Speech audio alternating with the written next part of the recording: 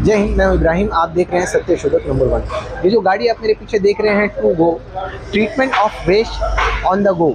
ये चलते हुए में ही जो कचरे हैं उसका ट्रीटमेंट करके, उसे जो प्रोसेस करके, उसका खाद बना करके हमारी जो महिला बचत गट है, और उसको जो है हमारी खाद के लिए जो गार्डन है उसमें इसका जो वेस्टेज है उसे इस्तेमाल किया जा सकता है। इस गाड़ी का वेस्टेज जो है, और इसे जो है अभी ये नई गाड़ी है, इसके अंदर में बहुत सारी चीज़ें ऐसी अपडेट है जो हमारी नगर पालिका के जो काम करने वाले सफाई कर्मचारी हैं वो शायद अभी नहीं कर पाएंगे। इसलिए इसे अभी जो कंपनी ने दिया है वो खुद कंपनी इसे हैंडल करेगी, और उसके बाद में नगर पालिका के कुछ अधिकारियों को भी ये ट्रेनिंग देते रहेगी, जिसके बाद नगर पालिका इसको टेक ओवर कर लेगी।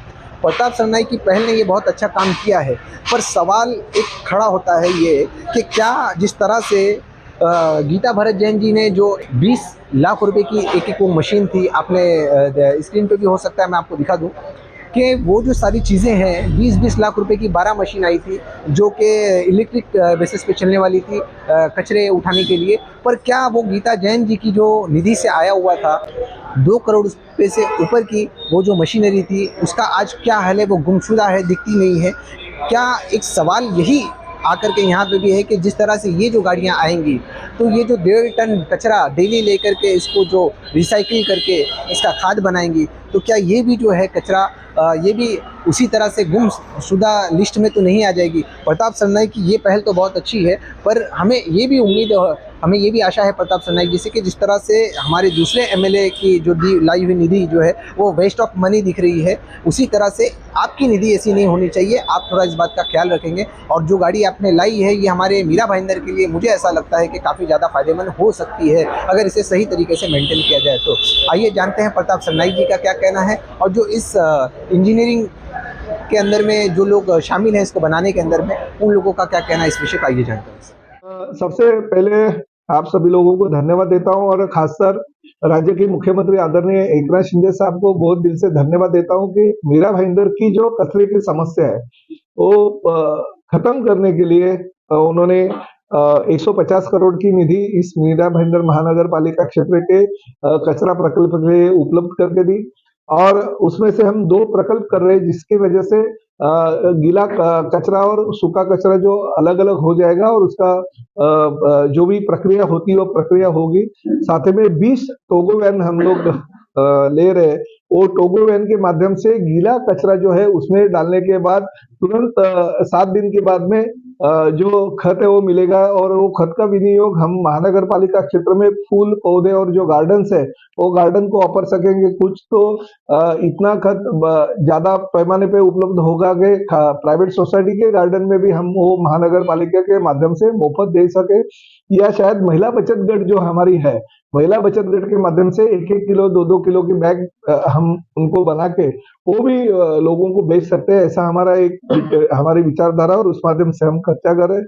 तो ये 20 टोगो बैन होगी, और साथ ही में हर सोसाइटी, हर इमारत और हर चाली में हम लोग 2-2 डस्टबिन दे रहे हैं। जो गीला कचरा अलग होगा, सूखा कचरा अलग होगा। साथ ही में हम जो फुटपाथ है वो फुटपाथ पे भी कचरा होता है, जिस जगह पे ज्यादा कचरा जमा हो जाता है उन लोगों के लिए वो कचरा डिब्बे में डालने के लिए वो स्टील की ये लगा देंगे, हम लोग डस्टबिन फिक्स कर देंगे, ताकि लोगों को जन जागृति हो जाए और लोग उसमें कचरा डाले। और 2 प्रकल्प हम ऐसे निर्माण करें कि जिसकी वजह से मीरा भाईंदर का कचरे की जो समस्या उसके ऊपर थोड़ी सी बहुत ही कम कचरा होगा, जिसकी वजह से डोंगरी जो उत्तन का डंपिंग ग्राउंड है उसमें जो कचरा सब जाता है वो कम हो जाएगा, और उत्तन वासियों को, डोंगरी वासियों को जो तकलीफ होती है वो तकलीफ दूर हो जाएगी। खासकर मेरा यही कहना है कि आदरणीय पंतप्रधान नरेंद्र मोदी जी स्वच्छता दूत बन के पूरे दुनिया में अपने आप को ज्यादा से ज्यादा लोगों तक पहुंचा रहे हैं, और भारत की जनता भी कोशिश कर रहे हैं कि ज्यादा से ज्यादा स्वच्छता हमारे घर में होगा। अगर हम हमारे घर के अंदर का शौचालय अच्छी तरह से रखते हैं तो हमारा कचरा जो है वो भी कूड़े में डालना उनका फर्ज बनता है। तो इस तरह से हम कोशिश कर रहे हैं कि ओड़ा माजुड़ा विधानसभा मतदार संघ का जो मीरा भाईंदर का क्षेत्र है और ठाणे का क्षेत्र है, उसके लिए ये जो निधि शासन के माध्यम से मिली है उसका विनियोग अच्छी तरह से हो जाए। और साथ ही में मैं मुख्यमंत्री जी का भी धन्यवाद देता हूँ कि उन्होंने मीरा भाईंदर और ठाणे शहर के ऊपर बहुत ही ध्यान दिया और एक कचरे का प्रकल्प ज्यादा से ज्यादा कैसे शहर वासियों की हित के लिए हो, इसकी उन्होंने कोशिश की और मुझे उन्होंने पैसे निधि की उपलब्धता करके दी। साथ ही में 2 अक्टूबर को गांधी जयंती है। गांधी जयंती के अवसर पे हम हर सोसाइटी चाली को जो डस्टबिन दे रहे हैं, उसमें ही वो कचरा गीला और सूखा जो है अलग अलग कचरे डालना चाहिए, हमारा ये कहना। उस माध्यम से हमारे पदाधिकारी हर सोसाइटी और चाली में जाएंगे और जन जागृति करने की कोशिश करेंगे। एक बात सही है कि लोगों में जितना हो सके उतनी जन जागृति होनी चाहिए, उतनी नहीं है, फिर भी हम कोशिश करेंगे ज्यादा से ज्यादा लोग इसमें इन्वॉल्व हो जाए और अपना पार्टिसिपेट वो लोग ले पाए। मेरा नाम विजय वझाला है। मैं Lahas green India private limited का डायरेक्टर हूँ। ये हमारे कंपनी के managing director mister Sai Prasad Khanolkar हैं। ये जो गाड़ी है इसको टोगो बोलते हैं, treatment of waste on the go. ये आमदार प्रताप सरनाईक जी के निधि से और मुख्यमंत्री श्री एकनाथ शिंदे साहब के संकल्पना से ये गाड़ी बनाई गई है, तो इसको उनका विशेष मार्गदर्शन भी मिला है। तो ये जो गाड़ी है ये गीला कचरा किसी भी डंपिंग ग्राउंड या सेग्रीगेशन या कोई प्रोसेसिंग यूनिट में जाने नहीं देता है। जैसे लोगों के घर से कचरा आता है, वो कचरे को इसके अंदर सेग्रीगेट करके इसी के पैनल पे सेग्रीगेट किया जाता है। जो गीला कचरा होता है, जैसे कि फिश मार्केट हो गया, चिकन मार्केट हो गया, या छोटे स्लॉटर हाउसेज हो गए, या आपके गार्डन वेस्ट है, किचन वेस्ट है, या आपके बल्क वेस्ट जनरेटर जैसे होटल वाले हैं या मैरिज हॉल है, वहां का जो भी गीला सेग्रीगेटेड कचरा है वो इसके अंदर लिया जा सकता है।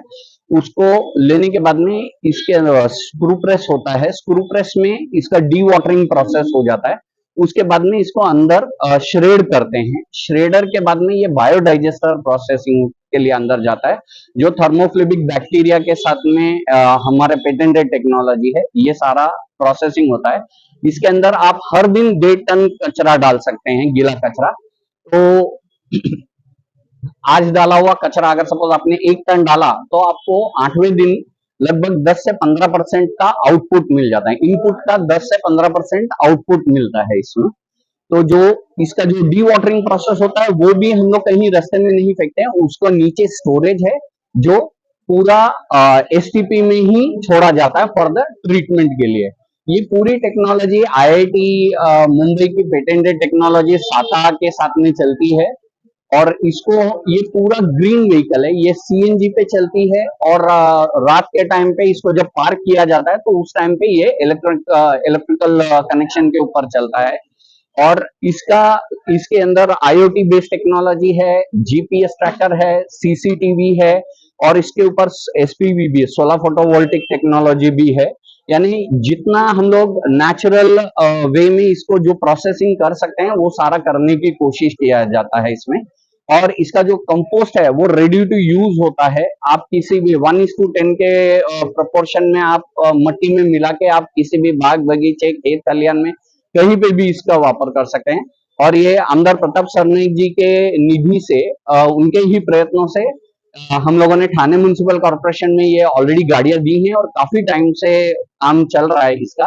और श्री आमदार सरनाईक साहब के जो वार्ड है वहां पे जो उनका जो कॉन्स्टिट्यूएंसी है येऊर और ओला माजीवाड़ा की जो है उसमें येऊर और शिवाई नगर को हम लोगों ने पूरा अभी कवर किया है। ये एक गाड़ी में 3000 घरों का पूरा गीला कचरा आ जाता है इसके अंदर। बेसिकली अभी क्या है, कचरा डंपिंग ग्राउंड में जाता है, तो ये डिसेंट्रलाइज वेस्ट मैनेजमेंट सिस्टम है। यानी यहाँ की ये गाड़ी 3000 फ्लैट के बीच में घूमती रहेगी, ये 3000 फ्लैट के बाहर जाएगी नहीं। तो 3000 फ्लैट का जो भी गीला कचरा है, 100 केजी कचरे में 60-65 केजी कचरा जो गीला कचरा होता है, और वही सबसे ज्यादा न्यूसेंस पैदा करता है, वही सब गंदगी पैदा करता है, बदबू वही से आती है। तो ये गाड़ी अगर 3000 फ्लैट में के बीच में अगर एक गाड़ी रहेगी तो ये गाड़ी का कचरा डंपिंग ग्राउंड में जाएगा ही नहीं, उधर के उधर उसका खाद बने। तो ये सवाल ये है ये एक गाड़ी है कि महानगर पालिका के लोग अधिकारी या कर्मचारी ऑपरेट करेंगे या फिर आपकी कंपनी? ये अभी हम लोग ऑपरेट करेंगे क्योंकि टेक्नोलॉजी नहीं है, हम लोग अभी ऑपरेट कर रहे हैं, और उसके बाद में हम लोग चाहते हैं कि म्यूनिसिपालिटी खुद ही इसे ऑपरेट करे। इसमें आप देखोगे 2 चीजें होती है, कलेक्शन भी हो जाता है और डिस्पोजल भी होता है ऑन द स्पॉट।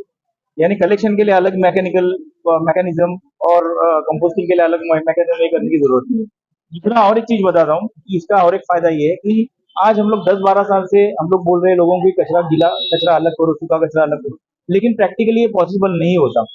तो आप अगर देखोगे तो हम लोग का ये एक्सपीरियंस है कि जहाँ पे हम लोग ये गाड़ी चलाते हैं, हम लोग पहले उनको जाके बोल देते कि ऐसा कुछ हम लोग करने वाले हैं, तो वहाँ पे एक सेग्रीगेशन में ऑटोमेटिकली हो जाता है, जिसको फोर्स करने की जरूरत नहीं है, आपको फाइन लगाने की जरूरत नहीं है। उनको पता है कि ये गीला कचरा जो आने वाला है, ये गाड़ी जो आने वाली है गीला कचरा ही लेगी, तो वहाँ पे उन लोग खुद सोसाइटी में या फिर सोसाइटी का कोई बंदा गीला कचरा अलग निकाल के रखता है। तो उसकी वजह से क्या होता है कि एनवायरमेंट के लिए बहुत उसका फायदा हो जाता है। ये करीबन 1.5 करोड़ की कीमत है इसकी, और जिसमें पूरा एसएस में बना हुआ है, जो डाइजेस्टर पूरा एसएस में है, जिसमें सतह आईआईटी का लगाया हुआ है, हीट एक्सचेंजर है, यानी ये गाड़ी के अंदर से धुआं बाहर आता है, हीट जो बाहर आती है वो हीट भी हम लोग रिकवर करके वापस मशीन में डाल रहे हैं। तो ये सब चीजें उसमें, और जैसे इन्होंने बताया कि आईओटी बेस है, अगर इस गाड़ी में कुछ भी तकनीकी अगर डिफिकल्टी खराबी आ गई तो इधर के बंदे को समझने के पहले हम लोग के ऑफिस में समझ में आ जाएगा, इमीडिएटली हम लोग इसको ये करेंगे। तो ये सब चीजें इसके अंदर हम लोग इनकॉर्पोरेट किए।